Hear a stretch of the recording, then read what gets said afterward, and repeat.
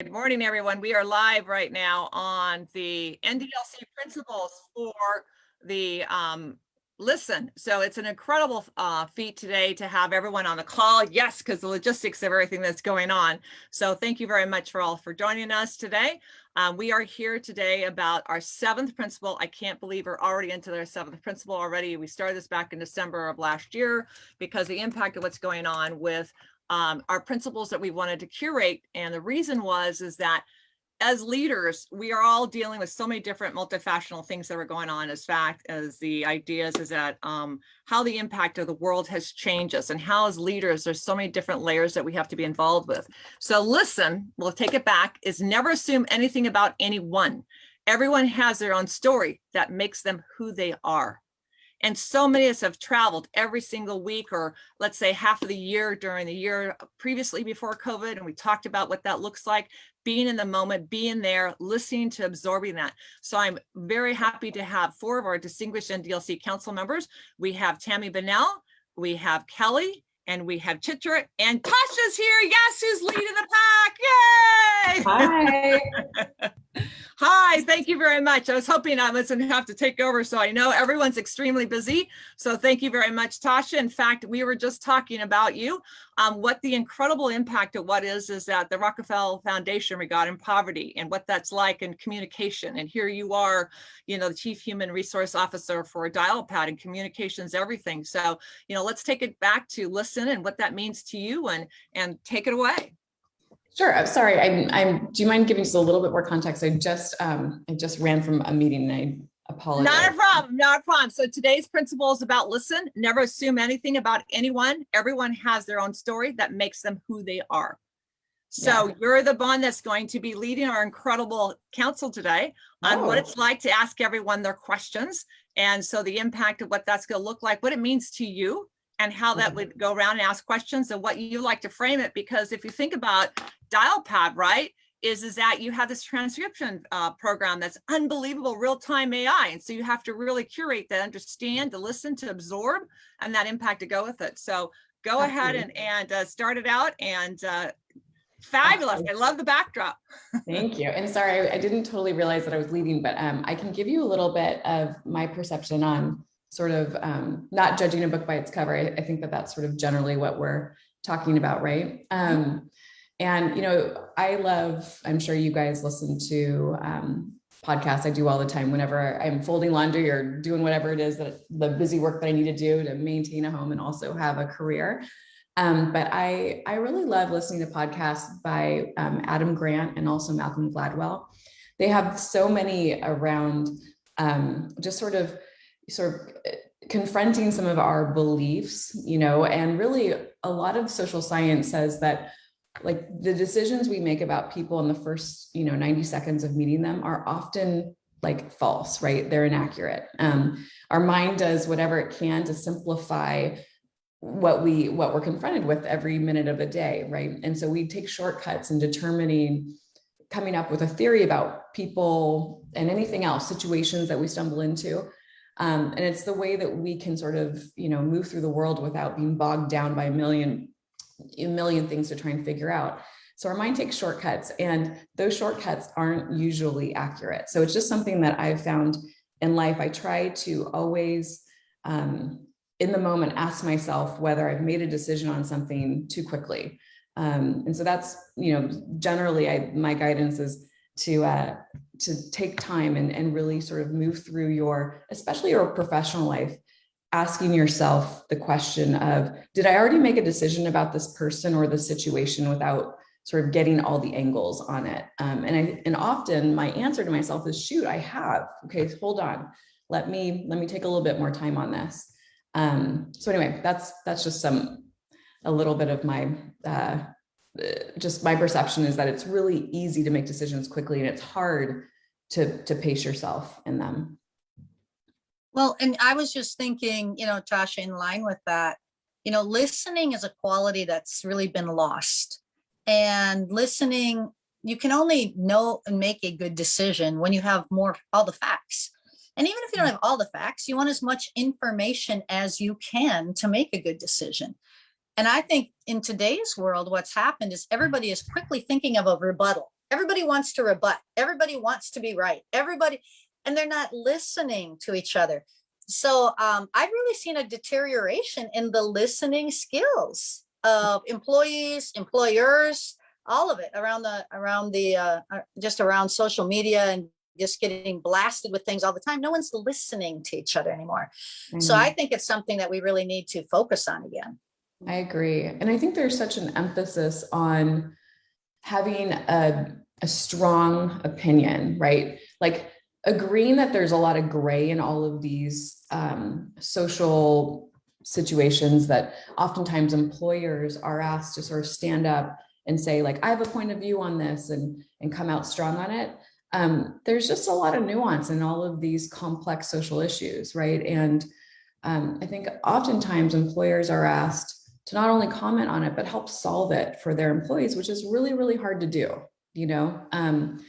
So anyway, I'm curious how each of you in your companies, your position on how do you create space and time to develop a common ground, as opposed to what sort of really, as you know, as Kelly's like smartly pointed out, we are often sort of prompted to make quick decisions, quick rebuttals, come out strong on an opinion, and that is creating an atmosphere of conflict, right? So how are we creating space and time? I don't know whether it's policies, whatever it is, to help employees find common ground, to encourage them to stop and listen before they make judgment. How are we doing that? So I'll start maybe with Tammy.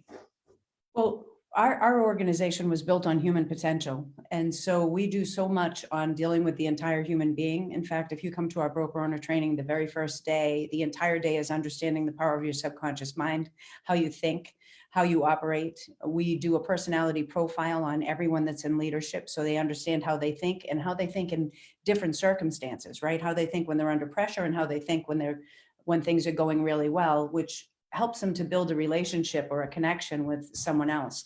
But we really teach humanized, that we want to personalize everything: family, occupation, recreation, motivation, so that we really get to know that person on a closer level. People will grow in an atmosphere where they feel trust, and they can't feel trust if we don't get close enough to actually have that real, tangible conversation. So we definitely start off there and focus on really fostering that. But if we have an issue, a major issue, the chief operating officer and myself, we will literally have a conversation. There's a mindset when you're in the middle of an issue that you're in fight or flight for the first 6 hours. And most of the time you really need to sleep on it in order for something to be okay. And so that we can empower everybody, we tell them, look, tomorrow at 12 o'clock, so we give them that 24 hours. Tomorrow at 12 o'clock, we're going to set up a conference call or a Zoom call with everyone on the line. Do not pick any personal battles, but everyone is going to have an opportunity to speak and come to the table with solutions. And I'll tell you, 70% of the time they solve it themselves, which makes them feel extremely empowered. And the other 30%, we have a conversation and we just listen. And we actively listen. And I think that that's really so important, to really actively listen. Most people are so excited about having a conversation or wanting to matter, or because we have such a busy world and maybe they don't just have an opportunity to fit in, that they're thinking of what they're going to say next instead of really hearing what somebody's saying.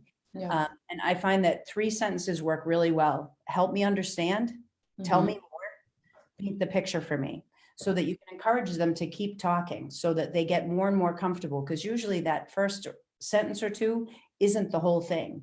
And even tell me your story, right? Share with me your story so that we understand. Listening is so important right now, with even what we have for so much depression and anxiety across the world. Listening is probably one of the best skill sets we could possibly have. And for certain, for anybody in leadership, it's definitely in the top 3. Yeah, for sure. I would even go further and say, Tammy, that listen is the most important leadership skill, because if once you stop listening, then you're surrounded by people who are likely to provide any helpful input towards making any decision. So Tasha, I would actually start with even hiring. I started doing this, as part of my interviewing process, even not just any leadership, hiring at leadership positions, even at my engineering team level. If I were to ask your spouse, if they were married, what would your spouse say? About your listening ability? Number one. If I were to ask your employee whom you managed before, what would that person say? And if I were to ask your manager to whom reported, what would they say? That gives you the multi-dimensional perspective of this person's true capability to listen.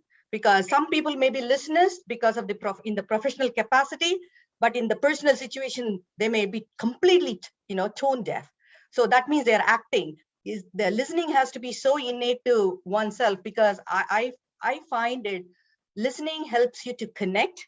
Tammy described that. It really, you're stepping away from this noise that's constantly in your head in terms of how I should react or what is it. You're truly trying to connect with this person. And then you're also listening to beyond the surface of the words. The words may not be the perfect, most eloquent, or it may come out, but what is the true intent of what they are saying? The intent behind the words. And lastly, I would say it will help us to grow, because it will open up to a whole world of diversity of opinions. If you're not listening, we don't get that. So in fact, to tell you a story, I can concentrate so much, that's just the way I am. I always worry that I am, somebody might think that I'm not paying attention to them, because now I was listening to Tammy, right? Shutting out everything, whatever, my cell phone, people are buzzing. Nope. What Tammy is saying is the most important thing for me in order to listen to what she has to say. And so there was this, once upon a time when I was at IBM research, I was in conversation with somebody. Someone higher up in my organization apparently waved to me, tried to catch my attention. I completely did not notice. Then later on, it was my boss or boss's boss. He said, "Chitra, I was trying to get your attention. You did not." I said, "I'm so sorry. When I talk to somebody, that person, I cannot focus on, right? I'm totally into it." And I started apologizing, very early in my career. He said, "Stop. Don't apologize. What you have is in fact a gift. That's the most best thing you could have done to that other person, that you were totally into what they were saying. You were probably solving some critical thing, that you are not distracted. Who is around you, waving to people around you, and so on." And I felt, that's an interesting perspective, rather than apologize for that 100% attention. So it really gave me the value of perspective of how others, and I try to do, it's such an important thing.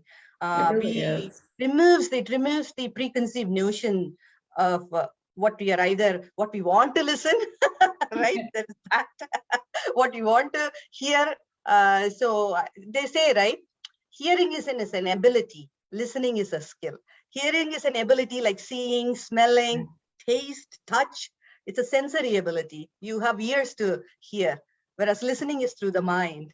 So I loved it when I read about that. So it's such a good point, and so funny. Earlier in my career, just a quick story, a coworker said to me, "You're such a good listener and you're really nurturing. Those are feminine qualities." And I said, "No, I think those are leadership qualities."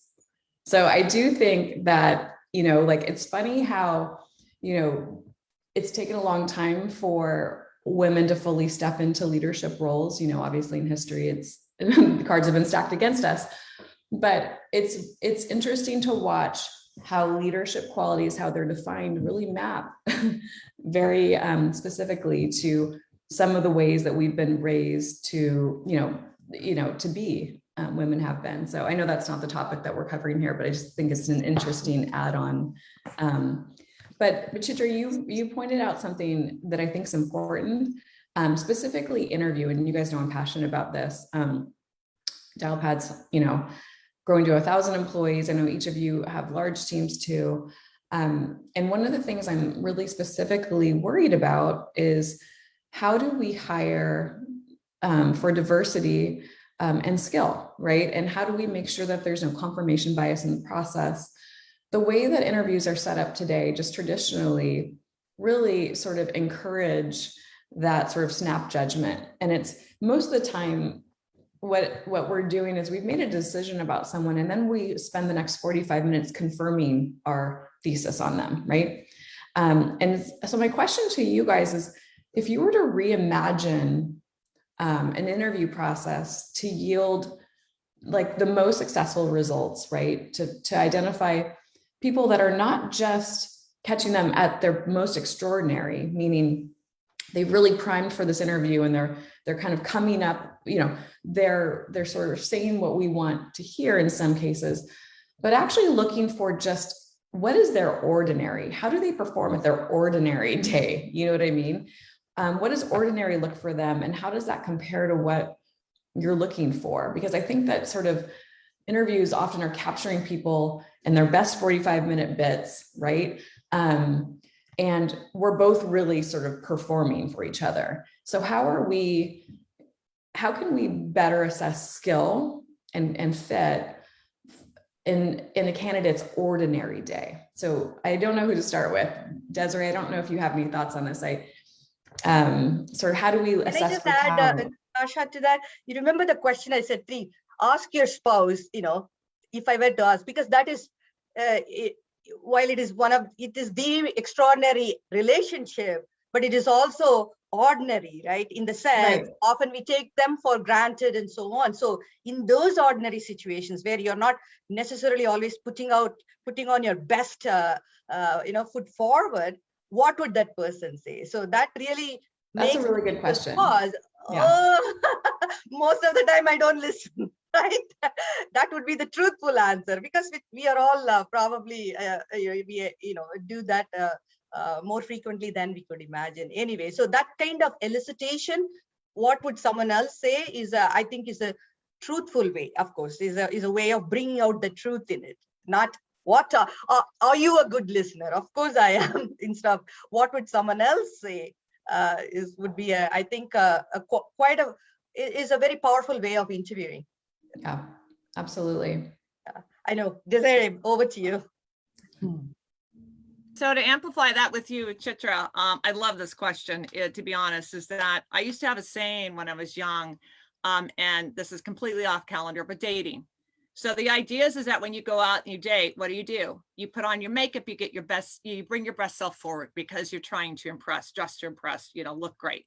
And the idea is that I used to say, I'm dating everyone.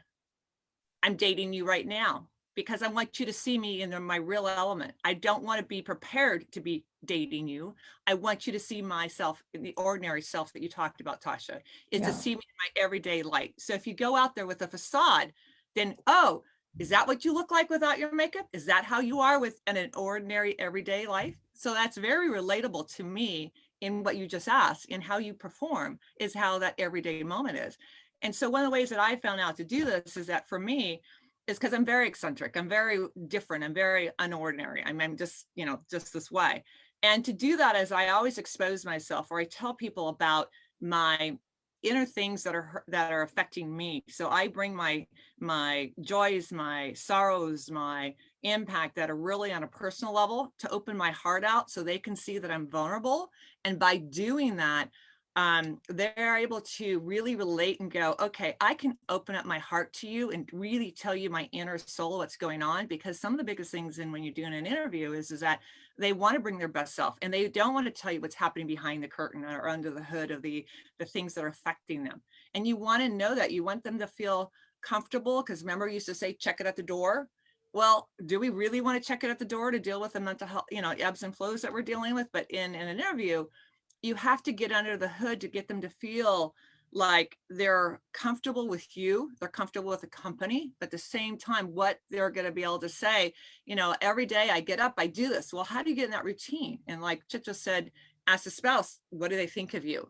Well, are you the leader when you go to soccer? Are you involved in your PTA? Are you involved in things when you were young? How did you involved in that group? So to me, bringing yourself to the interview and allowing yourself to be open to them will allow them to be more open to you, in my opinion, to find the more average day for them and the normal day for them. Because what happens is I'll have I'll put my hat on and go, okay, this person's just great. And then halfway through the interview, something just clicks. And I'm like, you know what? You're not the right fit.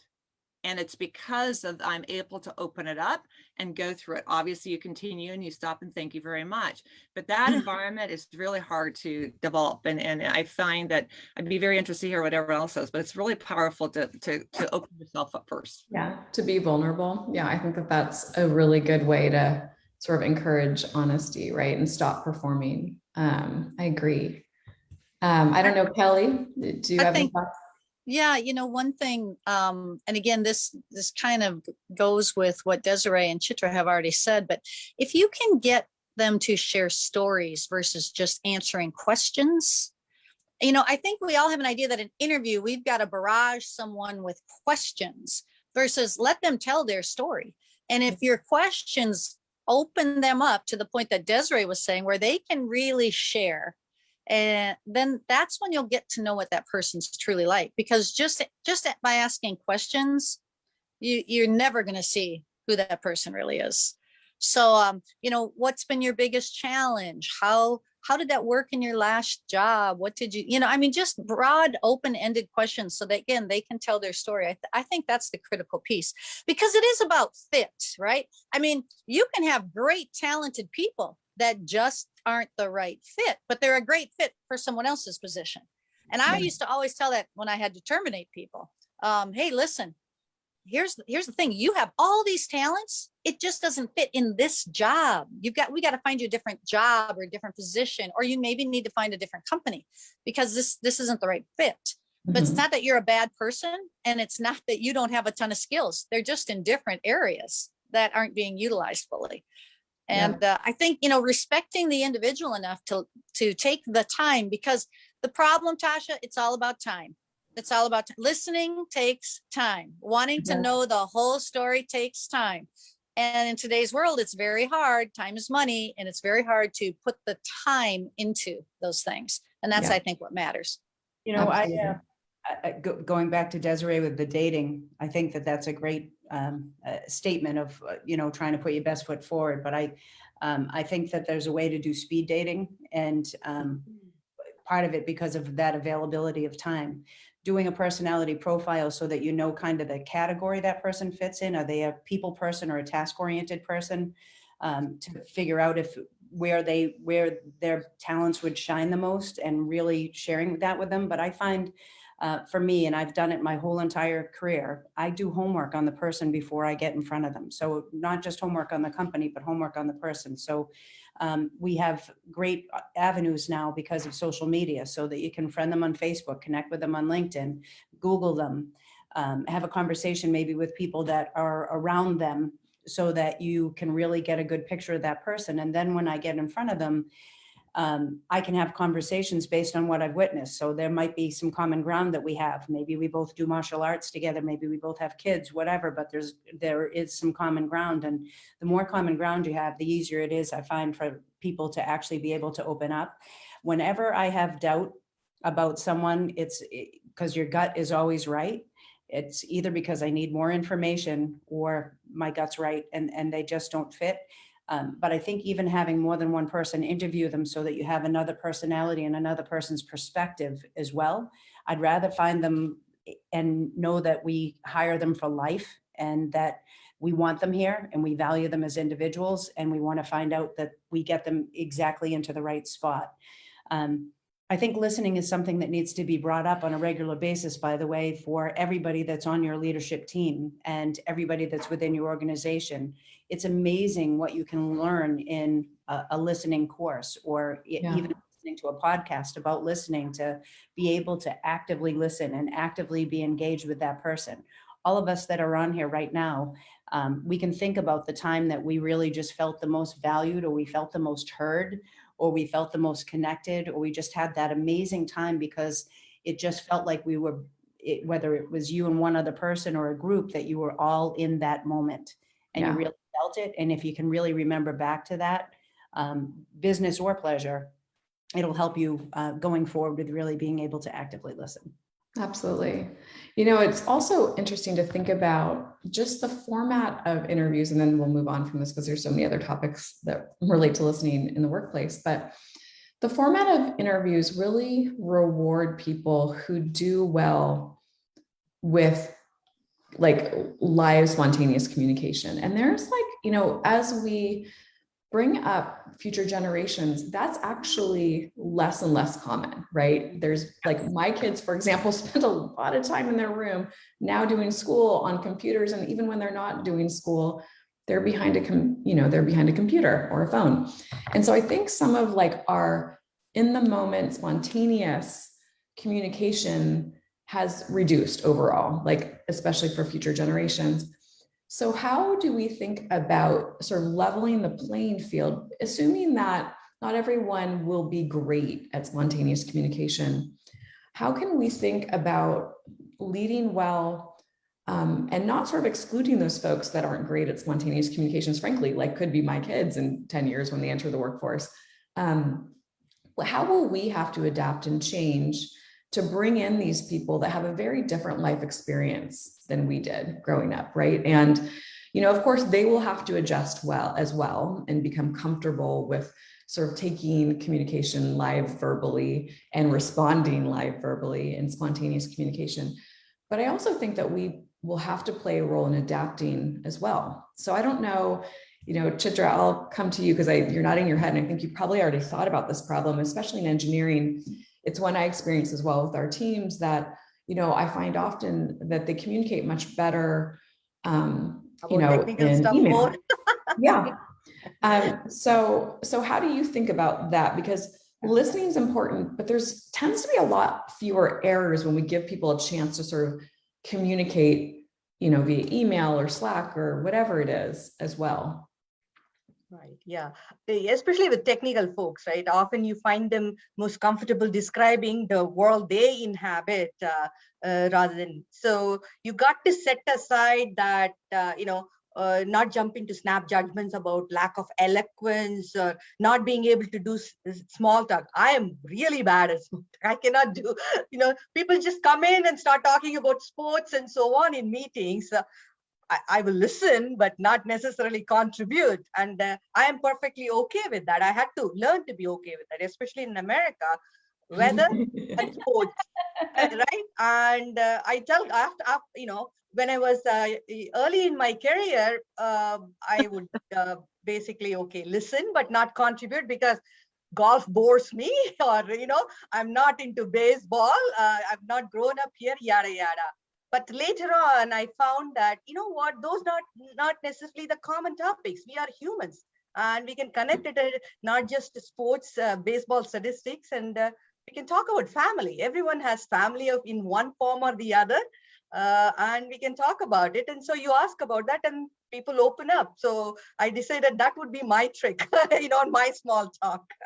So coming back to, so I often found, so being a technical person myself, that's, we may not be so eloquent about in going into statistics of baseball or sports and so on. So you got to set aside that veneer of the capability to talk a lot to what is authentic behind the person. And that's where Kelly and Tammy alluded it. Make them tell a story, right? It's about story, not asking a question. I think that's a very powerful thing because if we can communicate as an interviewer that we are really into you, Kelly, this moment, this half an hour, this 45 minutes, they will respond to that as a human. And it's about telling a story, telling the story when you did so well. Also tell me a story when you struggle. I think we often forget that one. Yeah. I think failure should be part of an interviewing arsenal, right? Tell me the time when you felt like you were something was not going to work, right? You probably, you failed at it, and how did you recover from it?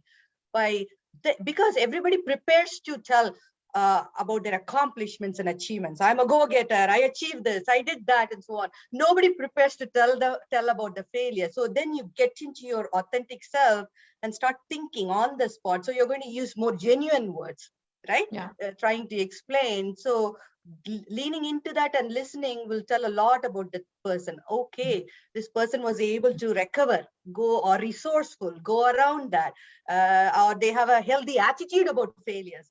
if somebody comes and says, oh, I never fail, you know, that's a red flag already right there. Yeah. So I Yes, they would be lying.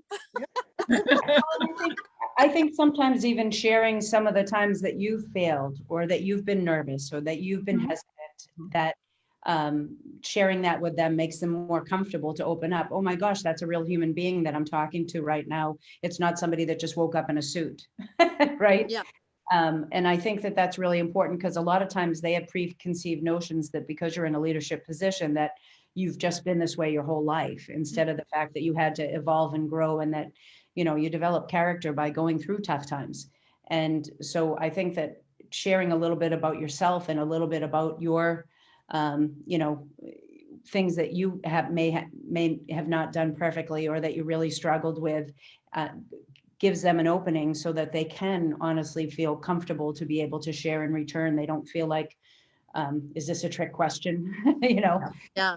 And I still believe doing the homework on that person just personalizes things to the point that if I've personalized it enough, I'll tell people, because sometimes they're like, "Ooh, you just did a lot of homework on me that, you know, a little weird." And I care enough about you to do the homework because I want to make sure that this is going to be a good fit, or I want to make sure that we handle this to the best of our ability.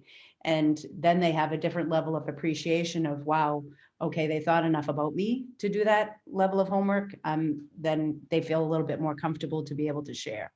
Absolutely. And One of the, sorry, go ahead. Go ahead, I think, Tammy, you touched on vulnerability again, and that vulnerability piece really breeds authenticity, right? And it's that authenticity that comes across when you're talking to people, when you're sharing your own weaknesses, when you're talking about things that challenged you, when you're looking at things and sharing how difficult it was, right? Like Chitra said, all those things really make an authentic conversation happen.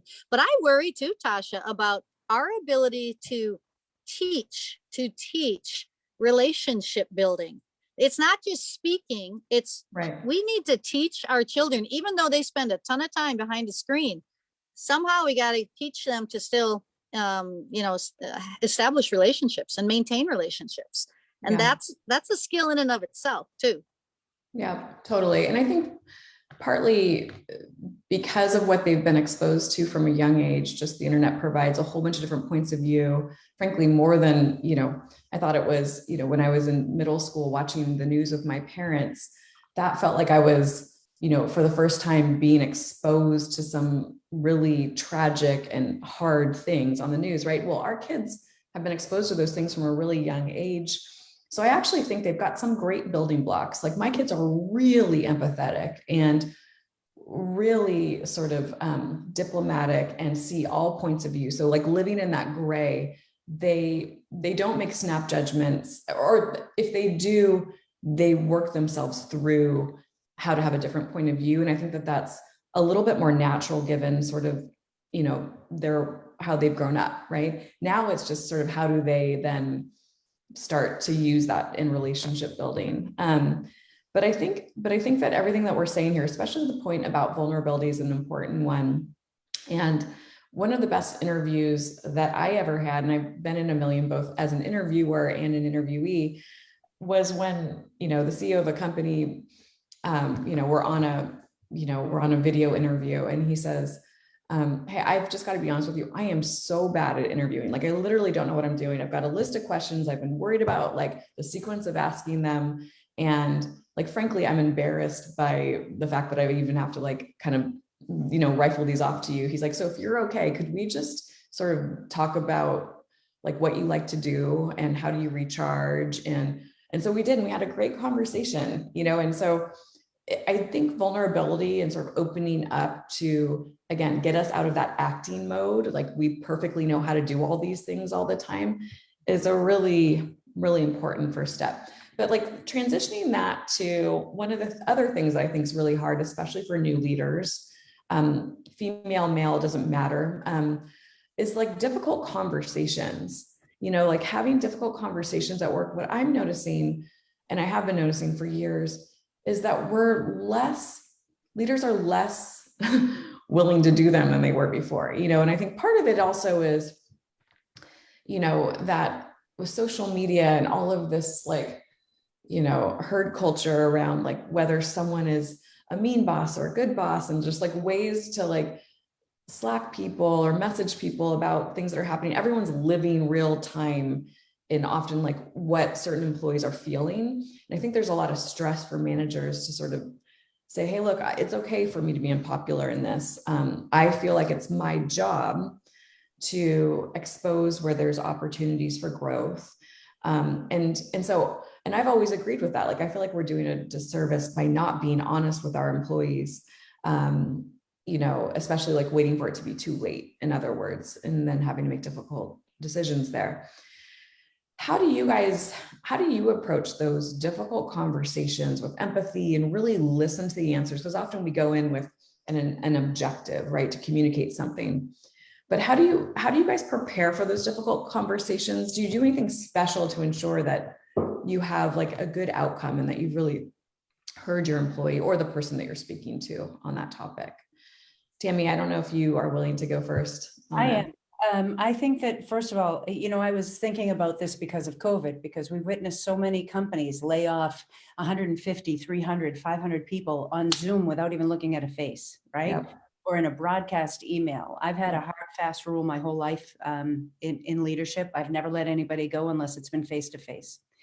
And I think that it is so important to sit down and have a conversation. And just like you said in the very beginning, that everybody is born with special gifts, right? And everyone has certain gifts that they can deliver to the table. And so you really don't want to make it about the person. Just because they're not qualified for that specific job doesn't take anything away from them as a human being, right? Or if they're even behaving in a different way. I think that I always try and make sure that not only do I say I care enough about you to have this conversation, so that it is really personalized and it really is face-to-face, so that you can have that serious conversation. And it can be, I'm worried about you, you're noticing them pull away, and concerned that it might be behavior, or it might even be that they're not participating as much. Help me understand, going back to all those things. But I think you really do have to do your homework on that individual. And I think you owe it to them to personalize. If you care enough about somebody to bring them to the table and have a conversation. And I think this has shifted in the last handful of years, that we witness organizations and they don't run just by their balance sheet, right? They run by the people that they serve. And I really strongly believe that as a leader, I'm responsible for my people. And that means that I need to protect them in any way, shape, or form I possibly can. And they need to feel that. And as long as they feel that, I know that I don't have any guilt if we've given them the chances and given them the opportunity and have to let them go. But I want to give them every single opportunity I possibly can to rise to the occasion and to help them get out of whatever it is they're in right now, or maybe even reposition them into something else. And so I think how you position the conversation, it's just like negotiating 101, right? Never negotiate unless you're face-to-face. I think this is the same thing. You should have all crucial conversations face-to-face. I totally agree. Yeah. Desiree, how about you? How have you managed to have difficult conversations with successful outcomes? That's a very hard question to really wrap your head around, in the sense that today we have so many different layers that we have to deal with. And I think that, what it was 2 or 3 years ago and what it is today is such a different layer, because we go back to, you can't judge a cover by its book. I mean, you can't judge a book by its cover. The reality is that we have so many layers of mental impacts, whether the employer or the employee. How to know where their frame is, and was it a one-time thing that happened because they just lost it? They went off a binge and they did something that they really didn't want to do. So for me, it's really about the impact of saying, okay, let's sit down and what was the cause? How do we get there? How, I always like to say with social impact, bring everyone to the table. Okay, well, I'm not liking you and I'm not liking you doing on this, development, what we're doing in real estate, let's say, is that if we bring everyone to the table in every aspect, so we can make a resolution of that conversation at the time. Tammy was talking about this, is that she had everyone on a Zoom call and got everyone together and say, you're going to talk about it. 70% of them were resolved before we got on the call. I believe that ability to have that uncomfortable conversation really revolves around taking the time to step back for a day. I think the 24-hour thing that you talked about, Tammy, was fantastic, but also to prepare for it. For me, is what would I do in that situation? I'd flip the switch. Okay, if I'm in their shoes, how would I handle it? What is the pain points for me? What is the resolution and resolution? And Teresa used to always say, or still says, you know, there's three sides to every story. So having that conversation to come in there and say, okay, this is my point of view, this is your point of view, but what does someone else think about that point of view? And I think because of data opportunities, we are so already positioned on what our thought is before we go into the conversation. We already have our mind set on it, that we have to be able to absorb and walk outside, take that break. Like, I got to tell you, Kelly, you look fantastic with the clouds behind you, and Tasha, you look fantastic. You look like you're in a photo shoot, that you're just in a model going with it. And I'm like going, this is crazy, but that's the environment. It's how do you get someone to feel so comfortable that they're able to say, this is a very difficult conversation, and just let them speak. I feel that the less you speak and let them talk about the situation, the more the storytelling comes, and then you could get them to get it out. And sometimes you just have to let them release it. And then you're just sitting there and being a person who's listening and truly engaging. Like Chicha said, that, you know, she has no idea what's going around her. It's strictly, she's focused on the target. We allow them to express that. I think you'll be able to resolve a lot more, because we are time sensitive. Yeah. And we have to take that moment. So to me, it's a real powerful thing. Yeah, absolutely. I agree.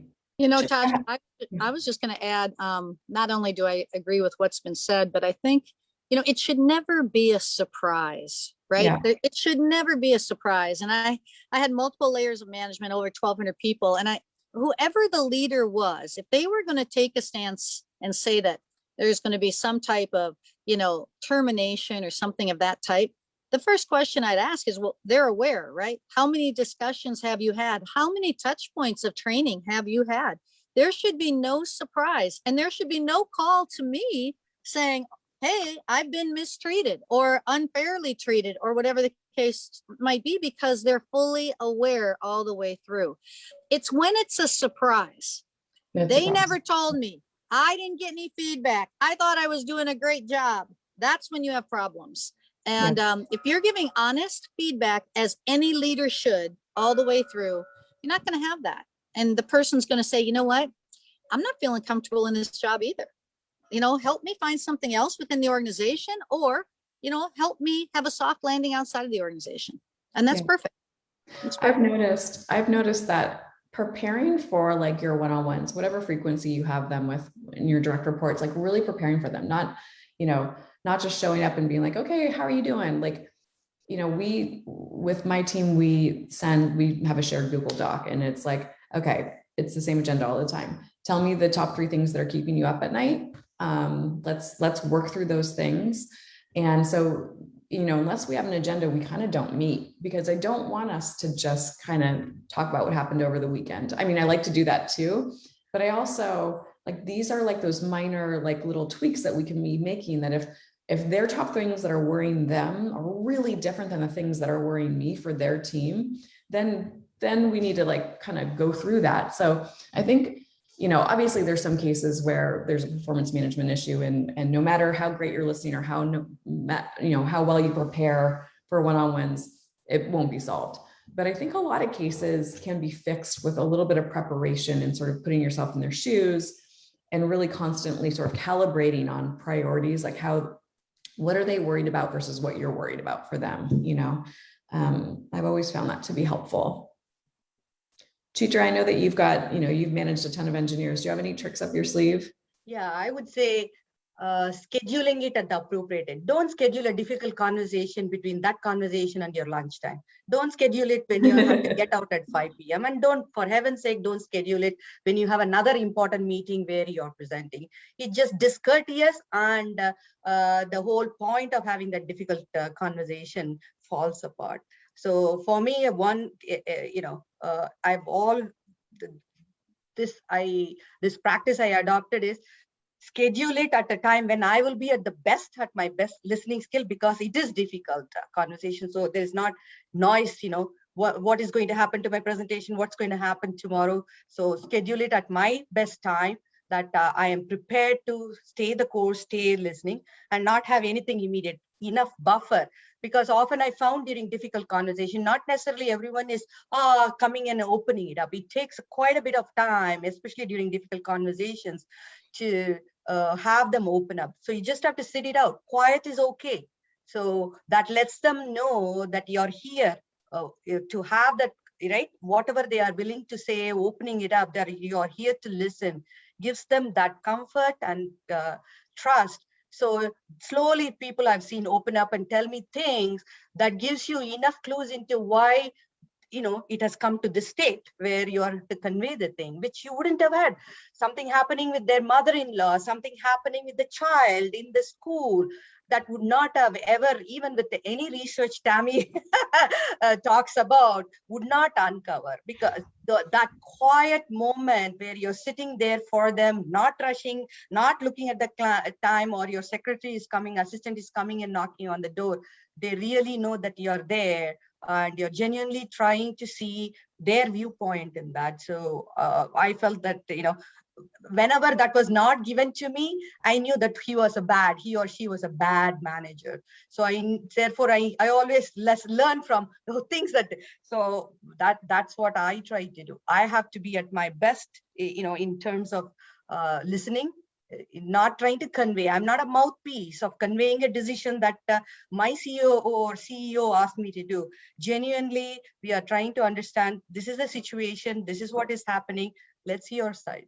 So Yeah, Well, absolutely. and I think taking notes and really witnessing how people's behavior is, not just if you have a personality profile, so you know how they handle stress or confrontation, or handle it when they do something that they shouldn't have done, or those kind of things. That gives you one piece of the equation. But if you've had an opportunity to sit down and speak with them and listen to them, really writing down how they responded and that kind of thing. I'll give you a perfect example. My middle son, Shane, whenever he was struggling with anything, I had to take him somewhere that there was a distance driving. So I drive there, we'd go take an hour drive and shoot, and you'd have to concentrate only on shooting. And then we'd stop and have lunch, and it would take until the ride back for him to tell me what was really going on.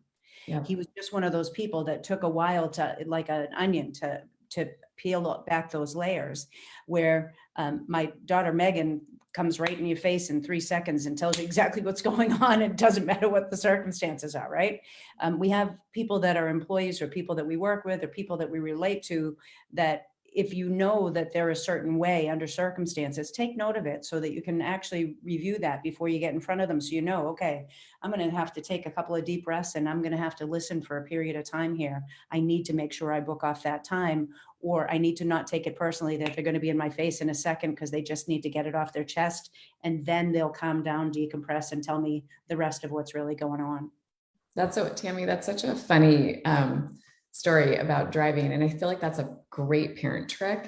And if you think about it, and someone else mentioned this to me years ago when I think my oldest was in kindergarten, that the reason why, especially I guess boys, but it was a boy mom explaining this to me, that often kids, and in this case, her story was young boys, will open up during car rides is because you're not facing each other. So there's not a lot of like direct eye contact strain and stress, right, to perform. So like you're both facing forward, and so it's easier to open up. So I think that's kind of an interesting way to think about listening and speaking. And kind of back to like what I was saying before, like next generation will probably have a very different relationship to face-to-face spontaneous communication than we did. One of the things we do at Dialpad, and then I kind of want to move on to another topic, but one of the things that we did at Dialpad to help prepare leaders for new employees and understand what their preferences are for communication is we developed this user manual. And so each new hire fills this out. And a lot of it talks about, how do you best receive feedback?